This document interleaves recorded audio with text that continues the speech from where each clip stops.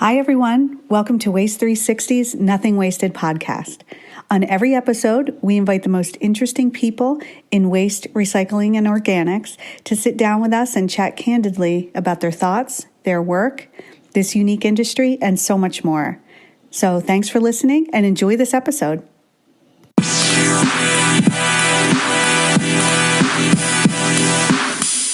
Hi, everyone. This is Liz Bothwell from Waste 360 with Ron McCracken, who has served in many leadership positions over his 30-plus years in the industry, and he's a great friend of Waste 360. Welcome, Ron, and big thanks for being on the show today. Liz, happy to be here. Well, we're so excited to talk to you. And to start, we usually go way back for people, Ron. So could you please tell us about your background and how you found this wonderful industry and made it your home for so long? Sure. I got into the industry in 1988 in the non-mobile equipment manufacturing side of the industry. And I had been trained as a lawyer, and I often say that I ultimately did the only thing that lawyers can do without extra training, and that is build dumpsters. So I began in 1988 to build non-mobile waste handling equipment and continued manufacturing through 2007. But through that period of time, I was very active in our trade association, which at the time was the National Solid Waste Management Association, and helped in 1993 to form our foundation, the Environmental Research and Education Foundation, which I hope we'll get a chance to talk a little bit more about. But over those years, and I've continued to be active in the industry even after manufacturing as a consultant in the industry. Over those years, I served in many volunteer leadership roles, starting off in membership and along the way the chairman of the equipment side of the Industries Trade Association, served on the board of trustees of now the National Waste and Recycling Association on 3 different occasions. I've been the chairman of the Environmental Research and Education Foundation and just finished a decade-long stint as the director of development for the volunteer director of development for the Environmental Research and Education Foundation. So enjoyed a lot of time in the industry. Definitely.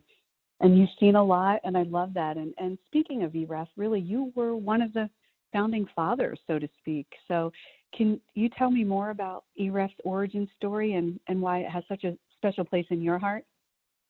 Sure. And I think founding father might overstate my involvement. I was there at the beginning in a support capacity to a number of industry icons who had the desire to give back to the industry, having enjoyed successful careers in the industry, and wanted to do it in a meaningful and lasting way. So the most prominent name in that group was Lonnie Poole, and Lonnie was fond of saying that there was a huge disconnect in our industry between science and policy. And so the Environmental Research and Education Foundation was founded by Lonnie and some of his peers in the service side of the industry to create an organization that would devote energy and money to marrying science with policy. And I can't overstate how big of a disconnect there was then and continues to be in some ways with the regulatory scheme applied to our industry and the actual science that the industry now can deploy to deal with problems of air and water emissions. So the EREF has done a huge job over the time. But going back to the beginning, about a half a dozen iconic members of the industry, Bob Duncan's name comes to mind, Dwight Schaubuck, Lonnie Poole, put in some money. Other donations were made, and the foundation was formed in 1992-1993 took a new form in 1998 when it was spun out of the then EIA to become an independent 501c3, and has really taken off since then. I think of the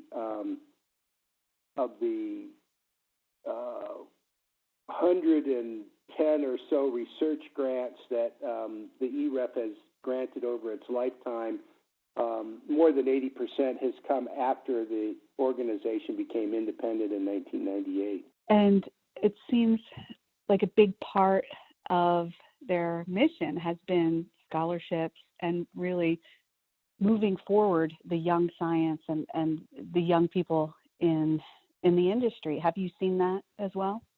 Oh, absolutely. So the scholarship program really got off the ground several years after the foundation was up and running doing research with a grant from the Fiesinger Foundation. Francois Fiesinger was a member of our original board. He was a French scientist and executive from CETA, a large French infrastructure company, so waste and wastewater. And Francois passed away tragically in a skiing accident, and his family and company, to honor his passion for science, provided us with a donation to permanently endow a doctoral or postdoctoral student from who is working in the solid waste field. So that started us off, and the Fiesinger Scholar is still awarded today. And I can't tell you how many we've had, but it's probably been a dozen. And it's not just a year. When we take a Fiesinger Scholar, like all our scholars, we commit to them for the length of their education. So a Fiesinger Scholarship would be 2 or 3 years. A postdoctoral scholarship might be 2 or 3 years. A doctoral scholarship, 2 or 3 years. But since inception, our totals for scholarship have been almost $2 million, and I think there's been almost 90 scholars over that period of time. So it's been an extraordinarily robust program that has expanded over time. And if you dig into the EREF website and see who are naming these, making donations and naming these scholarships, it's a who's who of the public and private companies in our industry. So it's gotten a lot of traction, and it's done a lot of good.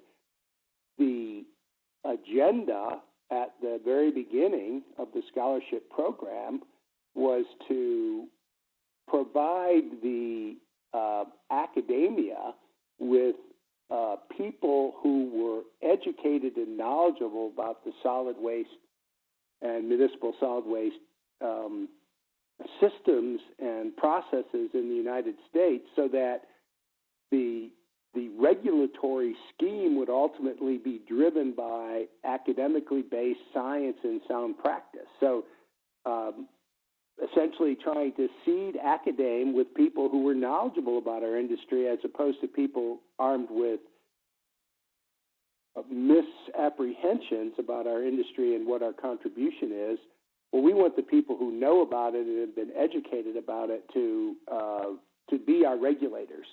And this has worked. I mean, the huge majority of the people that have been involved in the EREF scholarship program and the data and intern program have gone on to work in the industry or academe or government. And so slowly over time, we've created or helped create a group of scientists and regulators who know what we do and know the complexities of our solution for discards, and understand the science and sound policy that we apply when we handle this societal issue. So it's been really great. Oh, that's great. And it's wonderful that it's part of your legacy, too. And I know for us, we at Waste Expo, one of the highlights of the event is the EREF Auction that supports this, right? So their mission.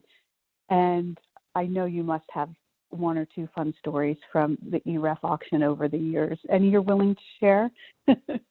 Sure. Well, and with kudos to Fred Leach, who at the time was the family operator of the Leach Company, an iconic name in the industry. Fred was a member of the original foundation board of directors, the only service member on the original, supplier member on the original board. And Fred wanted to participate by donating a Leach body to the foundation and having them having the foundation monetize that. So we said, well, why not have an auction? So an auction was built around that first gift of a body, and there were several other donations were solicited, and I had a part in that. I had a donation in the very first auction in my company, which was then called BestPack. But in any event, the auction got off the ground and continued to grow over the years to the point where we've had to limit the number of items in the live auction and create a silent auction to allow for greater participation. But the auction has, as a practical matter, funded all of the, I'm going to say, overhead expenses of the foundation. So all of the salaries and benefits, all of the rent and supplies, all of the travel, and the general operational costs of the foundation, allowing any other money raised to go completely to scholarships and or research. So the auction has been a huge benefit to the foundation, and the participants in the auction fall into two great categories. One is the suppliers to the industry. So the major suppliers to the industry donate equipment, which is auctioned off, and the other participants are the service providers in what we call CEO events, what everybody calls CEO events, and where the CEOs of the various public companies agree to donate some of their time to be auctioned off. So playing a round of golf, going fishing, a dinner. There's all sorts of formats. Don Slager, the CEO of Republic, takes the winners of his package to the New York Stock Exchange and for a tour and a dinner in New York City. So those CEO events have been very popular as well. The participants in both donating and purchasing the items in the auction are who's who of the service providers and the manufacturers, and the private companies in our industry. And although there's not often bargains at the auction, there is the opportunity to make a case by your donation or by your purchase that you're a significant participant in the industry, which is recognized and appreciated by the whole EREF stakeholder community. And it really has become that, the best way to really support the industry. And we see that every year, and it's a beautiful thing. Yeah, Liz, it really is. And the participation in the Environmental Research and Education Foundation is a great way to connect with the industry. You know, our industry is a very large industry, but it is a smaller fraternity of key participants. That is the C-level staff of the major public and private companies, the upper management of the larger suppliers, the principals of a lot of the private companies, which aren't so small, but are still family run. They're all stakeholders in the industry. The same thing in the private supplier group. There's several hundred family-owned businesses that are focused on the waste industry from the supplier standpoint, and many of them are active in the EREF. So it's a great way to connect to the industry, to interact with your peers, and to interact with current or prospective customers. So it makes business sense to be involved in the EREF Foundation, and it gives you the opportunity to participate in the future of the industry, because EREF is on the cutting edge of the science and evaluating some of the technologies that are applied to the industry. So if you're not involved in the EREF, and I know that many people who might hear this podcast are, but if you're not, it is an awesome way to connect to the industry and to become part of the industry leadership and be recognized for that by your peers and your customers and potential customers. So dig in a little bit and see how you fit and what kind of a stakeholder you can be. It doesn't have to be expensive, but you should look at it. Oh, that's great advice. So overall, Ron, you've seen so much in your 30-plus year career in this fabulous industry. What surprises you the most about the industry now compared to when you first started in 1988? Well, I don't know.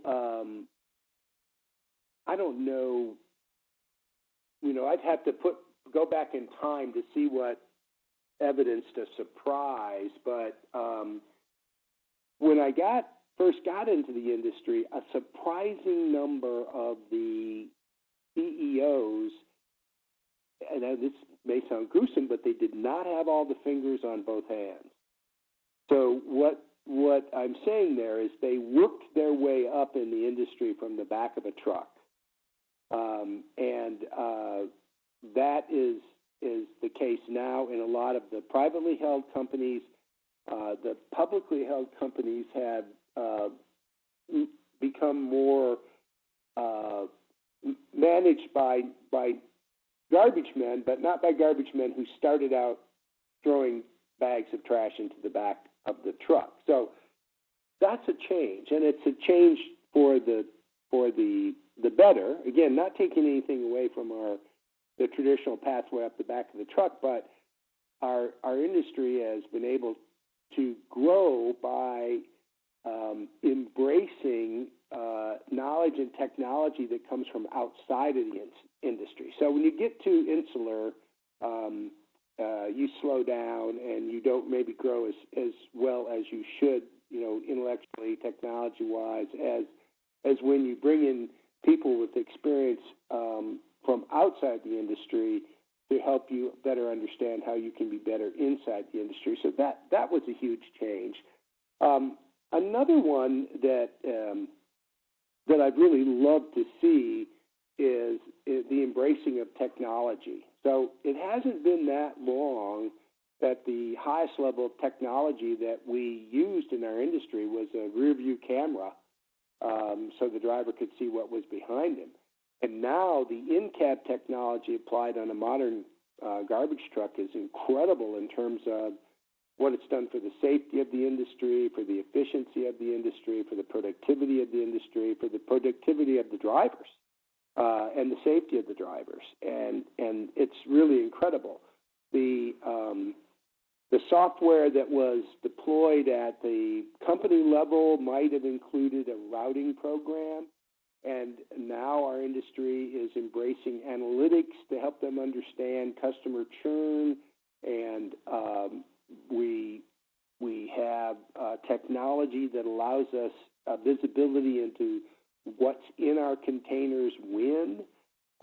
So there's an incredible amount of technology that is now not only available but being deployed in our industry. So that is a big change, and maybe 1988 observations would not have predicted that.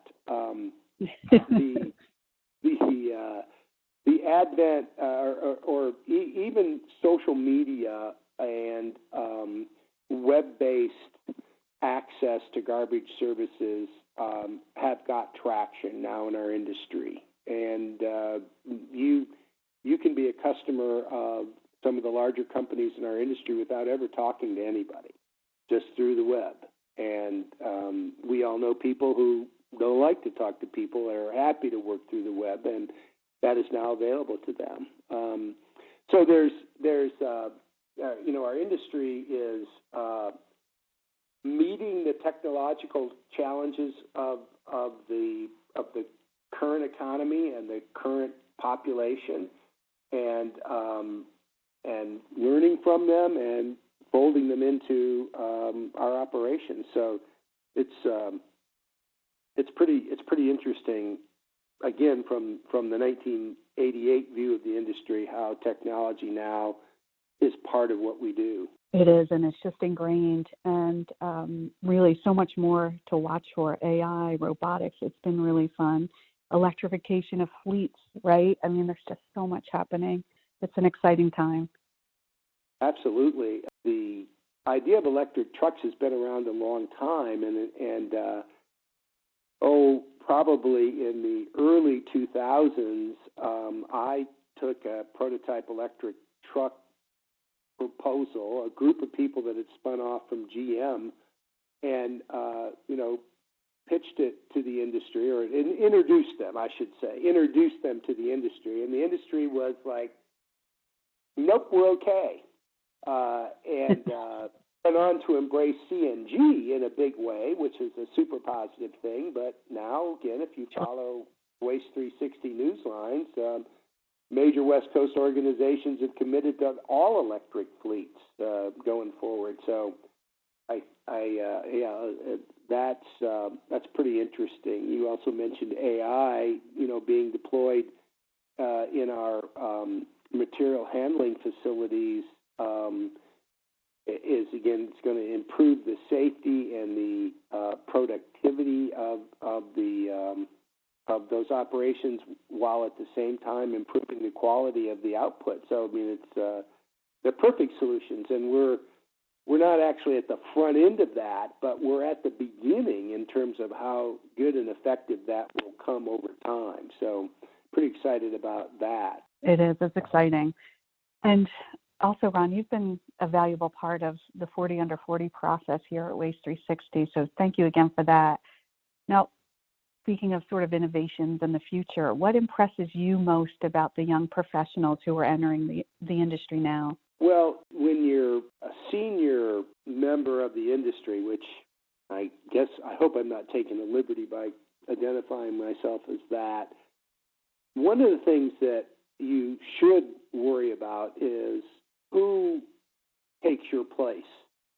And the 40 under 40 exercise has helped me understand that there is a bunch of people who are eager and capable with long runways and deep understandings of the industry and technical expertise that's just off the charts, that are already here. They're already in our industry. They're churning around. Some run their own companies. Some are part of larger companies. But they're not out there to be found. They're in here working. And it was a wonderful opportunity for me to get a chance to see some of these people through their applications and meet them. And the largest takeaway for me is that when we selected 40,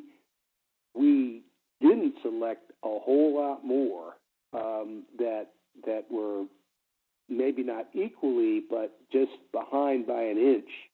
So this isn't a small crowd of people. This is a large crowd of people, and I'm certainly excited about that. Well, you're right. I mean, we always are amazed that we get nearly 300 or more nominations, and then really it could be 80, it could be 120, because they're doing such interesting and innovative things. So it is tough.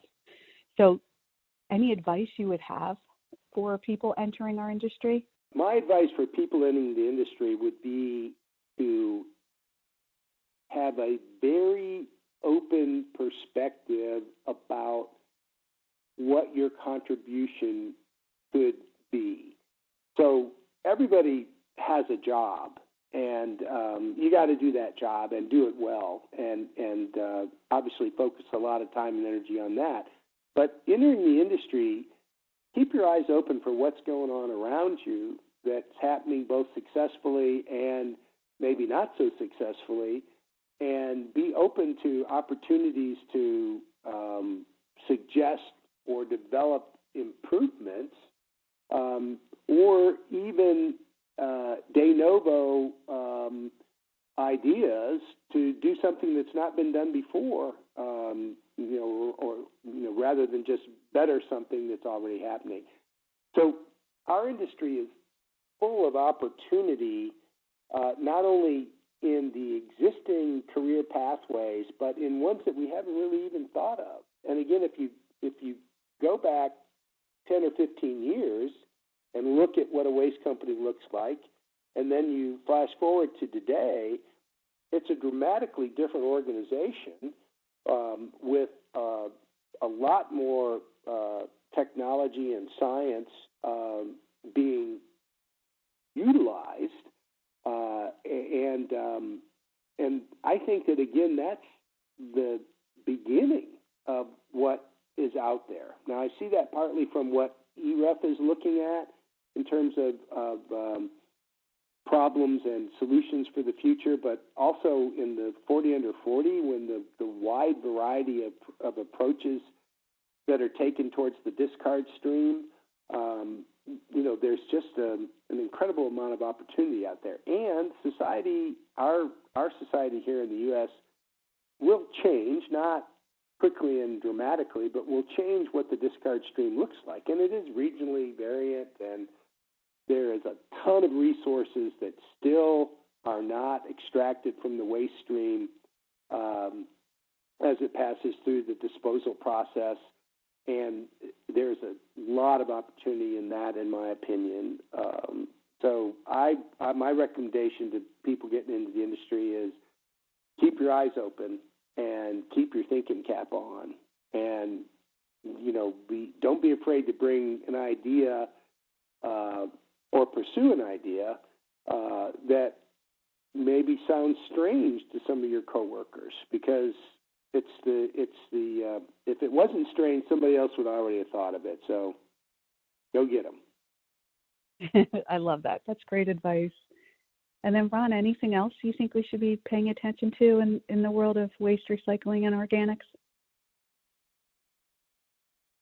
Well, in general, and this is sort of thematic of my whole view of the industry, is that the discard stream has a lot of opportunity in it. And some of that opportunity is economically driven. So the steel scrap guys and the ferrous and non-ferrous metal people have taken that out of the discard stream because it's valuable and they can make money at it. The tires and lead acid battery people have taken that out of the waste stream because it's funded by disposal fees that are collected on the front end. The organics are being primarily driven by political considerations, but I'll tweak that a little bit. But they're not necessarily politics, but it's a governmental mandate that is pulling organics out of the waste stream, because right now there is not an economic case for it, for separate collection, separate transportation, separate disposal, in an extraction of the value from organics through one of several different means, all net costs money, especially when compared to other disposal options. But it's being driven by government. So the point is that economics change, and what's valuable to be extracted will expand. The regulatory scheme changes, and what's required to be extracted will expand. And these are all opportunities. So we, as an industry, have embraced them, and we need to continue to embrace them and gobble them up, fight them where appropriate. But when it's clear that something is going to happen, then let's us be the ones to do that. We need to handle all of our customer needs and not allow a different organization to come in and get involved with our customers' discard stream. So my view of the changing nature of the discard stream is it represents both an opportunity to grow your business and a danger that someone else may come in and get in between you and your customer. So I would be on the lookout for that and try to be on the forefront of the changing discard stream. That's a great perspective. So, Ron, what are you up to now? Well, I am getting comfortable with the R word, so retirement. In my generation, you defer gratification because you're going to retire and do something great after you've worked really hard and saved money and whatever. And my wife and I, who Susan's in public accounting for her career, and I have decided that now is our time. So we are unbundling that deferred gratification. We're living in our wonderful home in North Carolina. We're traveling. We're spending time with relatives, grandnieces and nephews, grandchildren. Still lots of involvement with industry friends, and but we're in the R part of our life right now and enjoying it. Good for you. And I know you have a lot of travel coming up, and I wish you both the best, and you deserve that, and enjoy every minute of it. You say retirement, but you still have sort of the wide-eyed curiosity of a child, and what a great time to enjoy that. That's awesome, Ron. Thank you, Liz. Thank you for letting me participate in your podcast. Oh, it's been so fun. And before we go, do you have any last words about the EREF auction that's coming up at Waste Expo in May?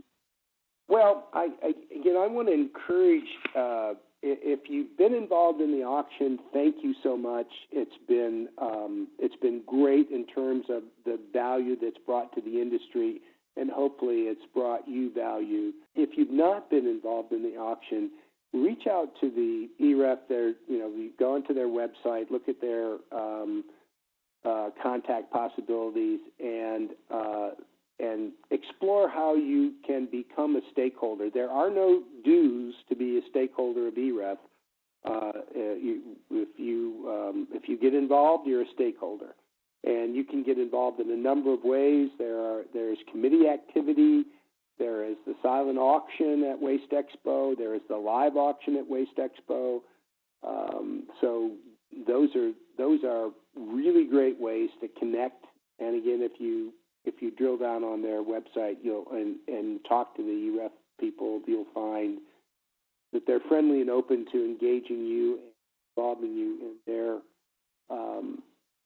development efforts and in their policy setting efforts and in their research efforts. So please take a good hard look at that, and if you do nothing else, attend the auction. There are complimentary adult beverages, which might be enough to draw some people. There's usually a raffle that you can get involved in. You certainly can participate in the auction process. But this is Wednesday at Waste Expo in New Orleans, and it's a not-to-miss event. Again, Liz, thank you for letting me talk a little bit about the foundation, and thank you for having me as a guest. Oh, thank you, Ron. It's been so fun as usual, and have the best trip, and we hope to connect when you're back. Thank you. Thanks, Ron.